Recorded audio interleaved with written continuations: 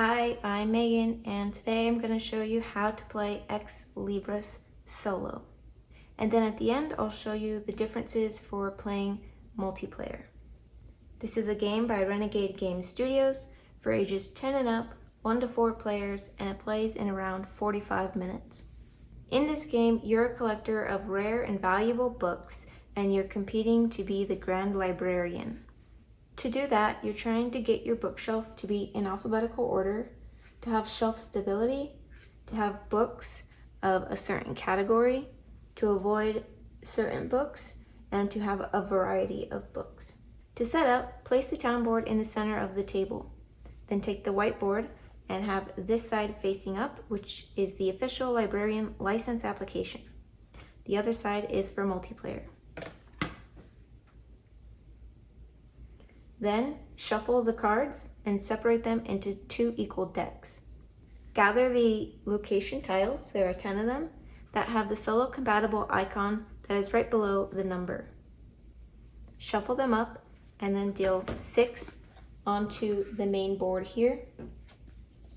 And the 2 tiles on the ends will hang off just a little bit.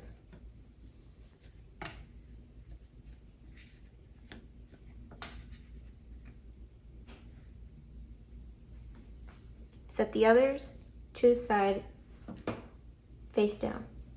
Then take the 7 library tiles with the solo compatible icon to the right here. Shuffle them up, deal 2 out, and choose 1 to keep. This will be your library tile, which they each have a different ability here. If you wish, you can choose to use the backside. The backsides are all the same, and it doesn't have any special ability. It just has the home action here. The home action is the same on all the tiles. Next, you're going to take your special assistant, which is shown here.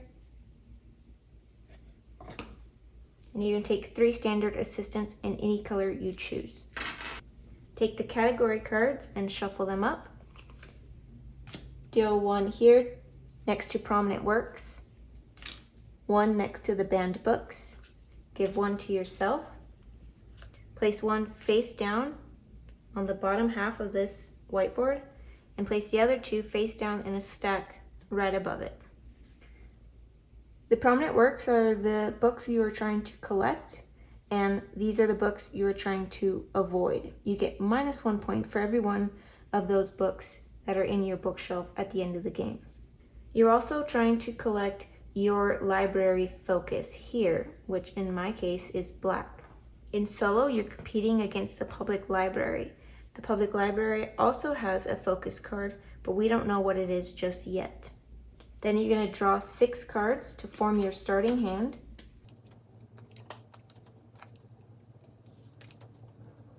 And then choose your level of difficulty. There are 7 levels of difficulty: beginner, easy, challenging, difficult, very difficult, nigh impossible, and impossible. The only difference of the difficulty levels is how many cards you're going to put into the public library at the start of each round. And it's shown here on page 20 of the rulebook. So for a beginner, you give them 1 card at the beginning of each round. Difficult is 4 and impossible is 7. For this example, I'm just going to go with easy and deal them 2 cards at the start of each round. This game is played in a series of rounds. You're going to play 5 rounds, and each round has 4 different steps that you'll go through. The first step is the preparation phase. In the preparation phase, you're going to discard the number of cards that you have chosen for your level of difficulty. So for easy, I'm discarding 2 cards and putting it into the discard pile. The discard pile is the public library's books. So that is what you're competing against, the entire discard pile. So at the beginning of each round, they will get books, and any cards you discard throughout the game will also go to their public library. And then for the final step of preparation, you're going to deal cards out to the location tiles if they are needed. So you can see some of the location tiles have this rectangular section off to the right side, and it tells you here in the top right corner how many cards to put on this tile. So in this case, it requires 4 cards. You will always deal them face up unless it specifically says to deal them face down. And you want to cascade them like this so that you can see the icons at the top.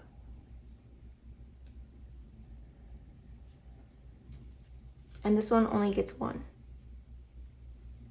You can never look through the discard pile. You can only look at the top card. But you can examine the cards as you discard them. But once you bury them, you cannot look through them again.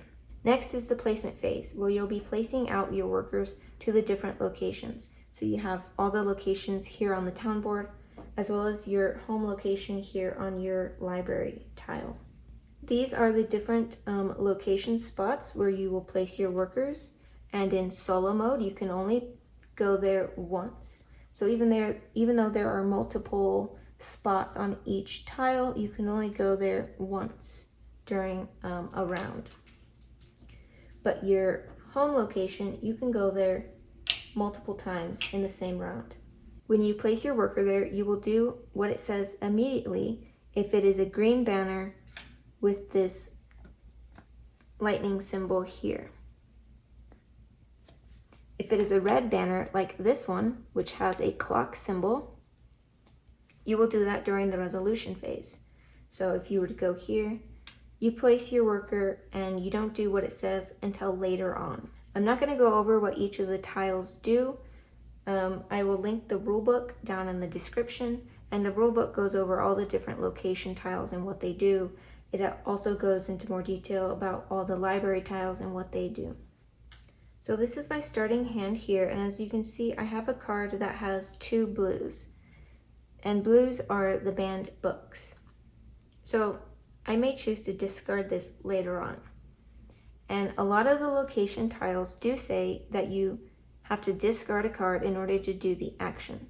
So I always keep that in mind and have my the cards I plan to discard off to the side. The book cards all have a different alphabetical letter and a numerical number as well. The first number tells you that this is the 4th R in the deck. The second number tells you that there are a total of 6 R's in the deck.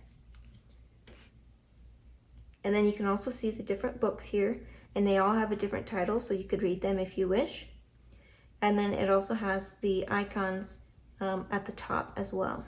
So when I shelve a card, the first card you place can go wherever.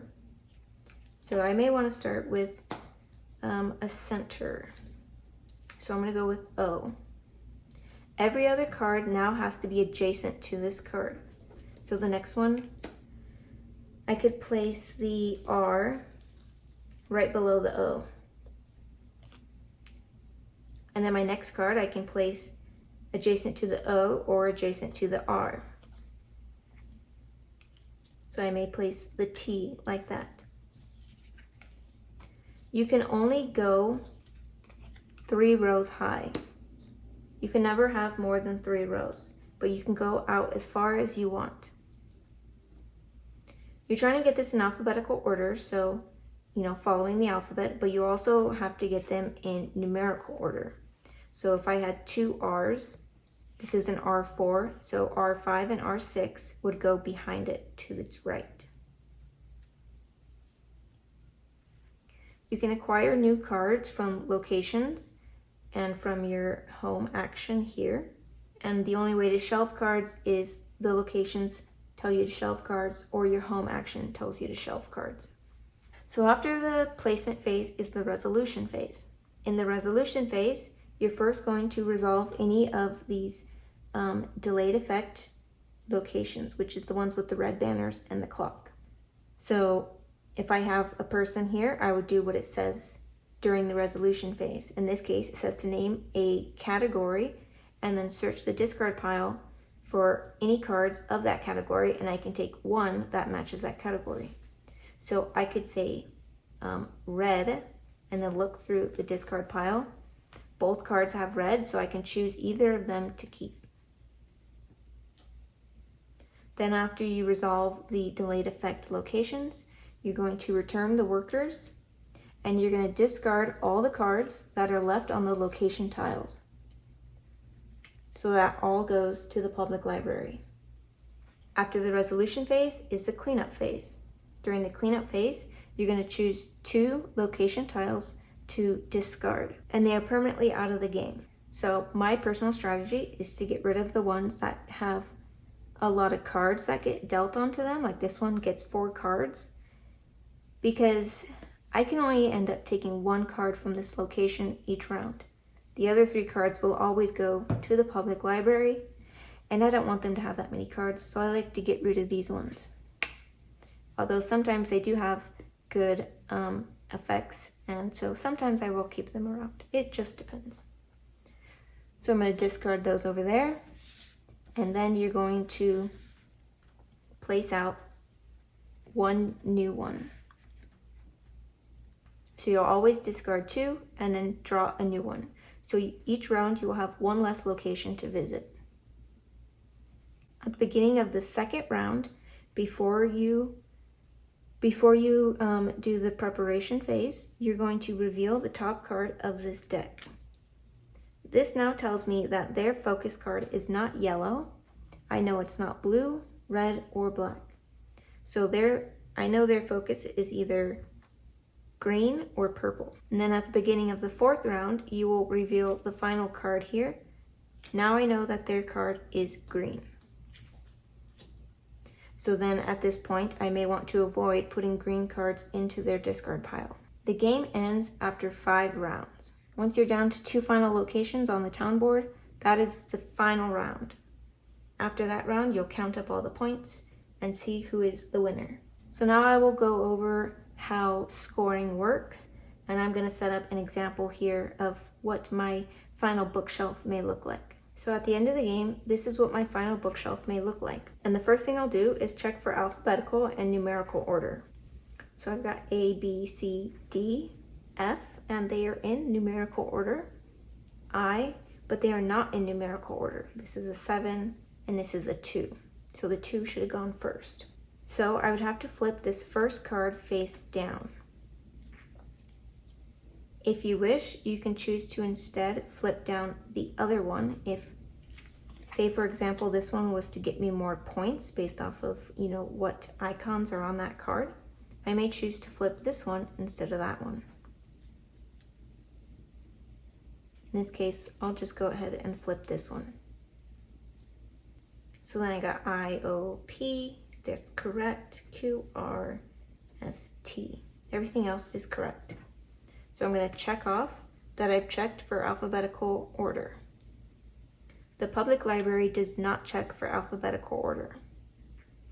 Then you're going to count up each of your different categories. So you count up your blacks, greens, yellows, reds, blues, and purples, and write how many you have of each here.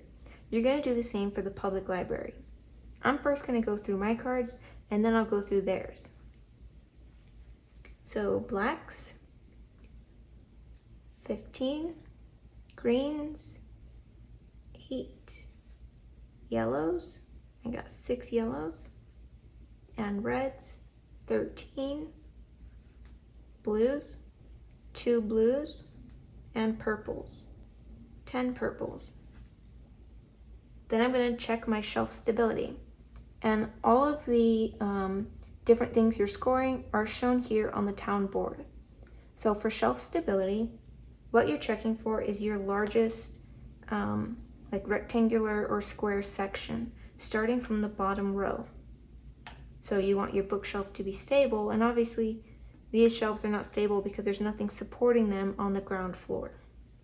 So my largest section is 4 in the 3 different rows, because there's nothing below this one and there's nothing here. The flip down cards still count towards your shelf stability. So you get 1 point for every card that is in your shelf stability. So 4 times 3. Then you'll do Prominent Works Award. But in order to give that points, I have to count their cards first. So I'm going to skip that for now and go on to the banned books. So the banned books are blue. You get -1 point for every banned book in your bookshelf. So I have 2 of them, so I'll get -2 points. Then you're going to assess your categorical variety bonus. You're going to check to see which category you have the least of, not including your banned books, so not including the blue. So my least is 6, which is yellow, and you're going to times that by 3. So 18. Then you're going to score your library focus. Mine was black. So you get 2 points for every card that matches your library focus. So I have 15 blacks, so you just times that by 2. So now I'm done with my bookshelf, so I'm just going to put it away so that I can now count the public library's bookshelf. And you can see they got quite a lot of cards. And to do that, I just lay them out, cascading them so I can see the icons up at the top.